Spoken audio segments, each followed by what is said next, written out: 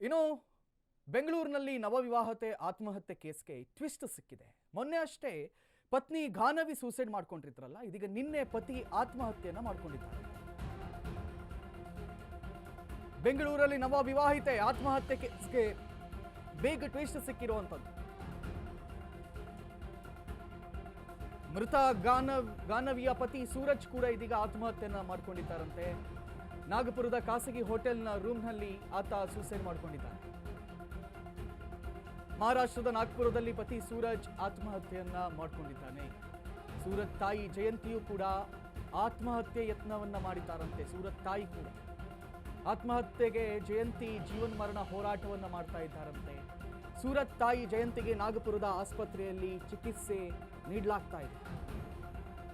ನೋಡಿ, ಇವತ್ತು ಮಧ್ಯಾಹ್ನ ಹೊತ್ತಿಗೆ ಸೂರಜ್ ಆತ್ಮಹತ್ಯೆಯನ್ನ ಮಾಡಿಕೊಂಡ್ರು ಅನ್ನುವಂಥ ಸುದ್ದಿ ಬಂತು. ಅದನ್ನ ತಿಳಿದು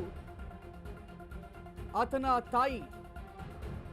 ತಾಯಿ ಜಯಂತಿ ಕೂಡ ಆತ್ಮಹತ್ಯೆಗೆ ಯತ್ನಿಸಿದ್ದಾರಂತೆ.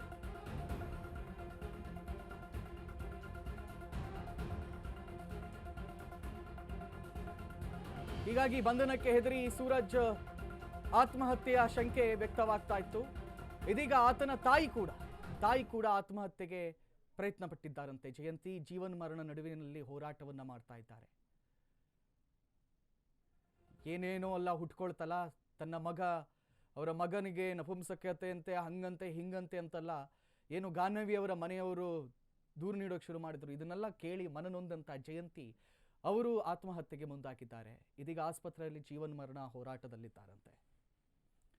ಗಾನವಿ ಅನ್ನುವರು ಮೊದಲಿಗೆ ಆತ್ಮಹತ್ಯೆಯನ್ನು ಮಾಡ್ಕೊಳ್ತಾರೆ. ನವವಿವಾಹಿತರು ನೋಡಿ, ಒಂದು ಮದುವೆಯೇ ಇವರ ಬದುಕನ್ನ ಹಾಳು ಮಾಡಿಬಿಡುತ್ತೆ ಅನ್ನೋದಕ್ಕೆ ಇದೇ ಸಾಕ್ಷಿ. ಕೆಲವು ಅದಕ್ಕೆ ಹೇಳೋದು, ಮದುವೆ ಮಾಡಬೇಕಾದ್ರೆ ಅಳೆದು ತೂಗಿ ಎಲ್ಲದವನ್ನ ಕೂಡ ನೋಡಿ ಮಾಡಬೇಕಾಗುತ್ತೆ. ನವವಿವಾಹಿತೆ ಗಾನವಿ ಅವರು ಆತ್ಮಹತ್ಯೆಯನ್ನ ಮಾಡಿಕೊಂಡ್ರು. ಅದಾದ ನಂತರ ಸೂರಜ್, ಅದಾದ ನಂತರ ಜಯಂತಿ. ಗಾನವಿ ಆತ್ಮಹತ್ಯೆ ಮಾಡಿಕೊಂಡ್ರು ಕೂಡಲೇ ಅವರ ಮನೆಯವರು ದೂರು ನೀಡಿದ್ರು. ಅದಲ್ಲದೆ ಸೂರಜ್ ಅವರ ಮನೆಯವರ ಬಗ್ಗೆ ಆರೋಪಗಳನ್ನು ಮಾಡೋಕೆ ಶುರು ಮಾಡಿದ್ರು. ಇದರಿಂದ ಮನನೊಂದು ಸೂರಜ್ ಆತ್ಮಹತ್ಯೆಯನ್ನು ಮಾಡಿಕೊಂಡ್ರೆ, ಇತ್ತ ಜಯಂತಿ ಅವರು ಕೂಡ ಇದೀಗ ಆತ್ಮಹತ್ಯೆಗೆ ಪ್ರಯತ್ನ ಪಟ್ಟಿದ್ದಾರಂತೆ. ऐसे रॉयल विला जो होटल लीजेंड के पिछले साइड में है वर्धा रोड पर, वहाँ रहने आए थे कल ही, और भाई ने बंद खुले में सुसाइड अटेम्प्ट किया है और वो उसकी डेथ हो गई। माँ ने भी प्रयास किया था, लेकिन वो सुस्थिति में, क्योंकि उसको बचा ले गया था।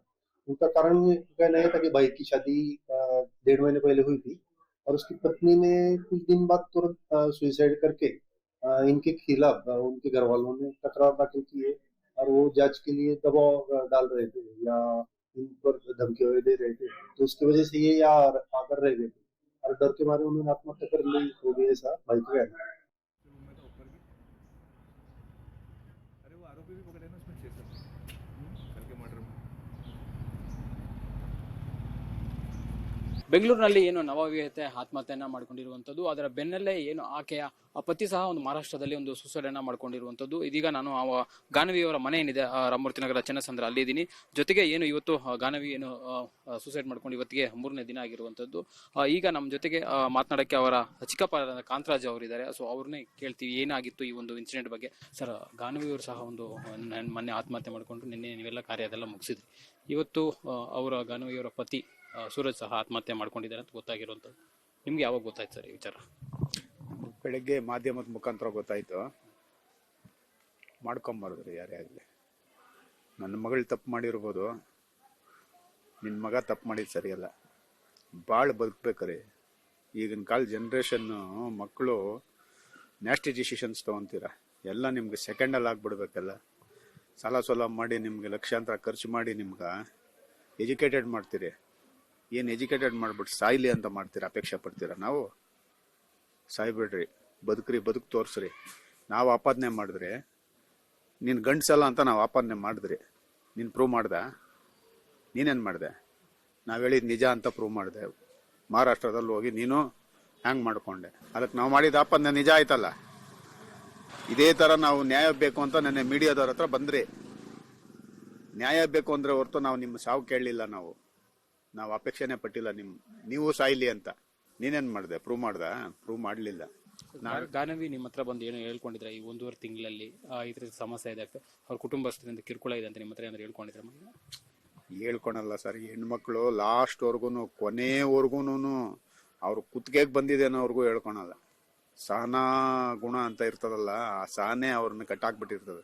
ನಾವು ಆರ್ಥೋಡಾಕ್ಸ್ ಫ್ಯಾಮಿಲಿ ಹಂಗೆ ಬೆಳೆಸ್ಬಿಟ್ಟಿರ್ತೀರಿ, ಅನ್ಸರ್ಸ್ಕೊಂಡು ಹೋಗ್ಬೇಕಮ್ಮ, ಬಾಳು ಬದುಕು ತೋರಿಸ್ಬೇಕಮ್ಮ ಅಂತ ಹೇಳಿ ಹೇಳಿ ಹೇಳಿ ಹೇಳಿ ಅವ್ರನ್ನ ಕೈ ಕಾಲೆಲ್ಲ ಕಟ್ಟಾಕ್ಬಿಟ್ಟಿರ್ತೀರಿ. ಅದೇ ನಮಗೆ ಮುಳುವಾತದೆ ಸರ್. ಮೊನ್ನೆ ಭಾನುವಾರ ಶ್ರೀಲಂಕಾದಿಂದ ಬಂದ ಮೇಲೆ ನೀವು ಅವರು ಸೂರಜ್ ಅವರ ಕುಟುಂಬಸ್ಥರನ್ನೇನಾದ್ರು ಮಾತನಾಡ್ಸೋಕೆ ಪ್ರಯತ್ನ ಪಟ್ರಾ ಸರ್? ಅದು ಸಹಜ, ಸಣ್ಣ ಪುಟ್ಟ ಒಂದು ಮನಸ್ತಾಪಗಳು ಬರ್ತದೆ. ಅವ್ರ ವಯಸ್ಸು ಚಿಕ್ಕದು, ವಯಸ್ಸಕ್ಕೆ ಮೀರಿದ ಆಲೋಚನೆ ನಿಮ್ಮಲ್ಲಿ ಬರ್ತೈತೆ ಅಂತಂದ್ರೆ ಅದೇ ತರ ಪರಿಹಾರ ನಾವು ಮಾಡ್ಕೊಬೋದಂತ ಯಾಕೆ ಯೋಚನೆ ಮಾಡಲ್ಲ? ನೀವು ಮಾಡ್ಬೇಕು ತಾನೆ. ನೀವೇನು ಅನ್ಎಜುಕೇಟೆಡ್ಸಾ? ಓದ್ಸಿರಿಲ್ವಾ ನಿಮ್ಮನ್ನ? MBA ಮಾಡಿಸಿದ್ದೀರಿ, ಸುಮ್ಮನೆ ಮಾಡ್ತದ MBA? ಎಲ್ಲದಕ್ಕೂ ದುಡ್ಡು ಖರ್ಚು ಮಾಡಿದಿರಿ ತಾನೆ. ಏನೋ ಕೇಳಿರ್ಬೋದು ಆತ್ನು, ಅಳಿಯ ಕಾರ್ ಬೇಕು ಅಂತ ತಗೋಡ್ಯಾರೆ, ಅದ್ರಲ್ಲಿ ನೀನು ಓಡಾಡಿಯ ತಾನೆ, ನನ್ನ ಮಗಳು ಓಡಾಡಲ್ ತಾನೆ. ಅಳಿಯ ಅರ್ಧ ಸುಖ ಪಡ್ರ ಮಗಳು ಅರ್ಧ ಸುಖ ಪಡಲ್ಲ, ಅದೆಲ್ಲ ಇದು ಸೆಕೆಂಡ್ರಿ ರೀ. ನಾವು ಬದುಕಿರೋವರೆಗೂ ನಾಳೆ ಮನುಷ್ಯನ್ಗೆ ಆಸೆ ಇದ್ದೇ ಇರುತ್ತೆ. ನಾಳೆ ಇನ್ನೊಂದು ಕೇಳ್ತಾನೆ, ಮಗದೊಂದು ಕೇಳ್ತಾನೆ. ನಾವೇನ್ ಮಾಡ್ತೀರಿ ಹೇಳಿ ತಂದೆ ತಾಯಿ? ನನ್ನ ಮಕ್ಕಳು ಚೆನ್ನಾಗಿರ್ತಾರಂತ ಯೋಚನೆ ಮಾಡ್ತೀರಿ, ಅಳಿಯ ಹಾಳಾಗ್ಬಿಡ್ಲಿ ಅಂತ ಯೋಚನೆ ಮಾಡಲ್ಲ. ಕರೆಕ್ಟಾ? ನೀವೇನ್ ಮಾಡಿದ್ರಿ? ಬದುಕಿ ಸಾಧಿಸಿ ತೋರ್ಸಿದ್ರ? ನೀವು 2 ನಿಮಿಷದಲ್ಲಿ ಸತ್ತೋದ್ರಲ್ಲ. ನಾವು ಸಾಯೋವರೆಗೂ ನಾವೇನ್ ಮಾಡ್ಬೇಕು? ಏನ್ ಮಾಡ್ಬೇಕು ನಾವು ಸಾಯೋವರೆಗೂ? ಎಷ್ಟು ನಿಂದನೆ ಫೇಸ್ ಮಾಡ್ಬೇಕು? ಆಗ್ಲಿ, ಈಶ್ವರನ ಇಚ್ಛೆ ಬಂದಿದ್ನ ಎದುರಿಸ್ತೀರಿ. ನಾವು ನಿಮ್ ತರ ಏಡಿಗ್ಲಲ್ಲ. ಸೊ ಇದಿಷ್ಟು ಗಾನವಿಯವರ ಚಿಕ್ಕಪ್ಪ ಕಾಂತರಾಜ್ ಅವರ ಮಾತು. ಅಂದರೆ ಇಬ್ಬರು ಸಹ ಸುಸೈಡನ್ನು ಮಾಡ್ಕೊಂಡಿದ್ದಾರೆ. ಆದರೆ ಅದನ್ನು ನೋವನ್ನು ನಾವು ಜೀವನ ಪರ್ಯಂತ ಎದುರಿಸಬೇಕಾಗುತ್ತೆ. ಆದರೆ ಈ ರೀತಿ ಮಾಡ್ಕೋಬಾರ್ದು ಅನ್ನೋದು ಸಹ ಅವರ ಒಂದು ಕಿವಿಮಾತಾಗಿರುವಂಥದ್ದು. ಕ್ಯಾಮ್ರಾಮನ್ ವಿಕಾಸ್ ಜೊತೆ ಅರುಣ್ ಕುಮಾರ್, ಅಶೋಕ ನ್ಯೂಸ್, ಬೆಂಗಳೂರು.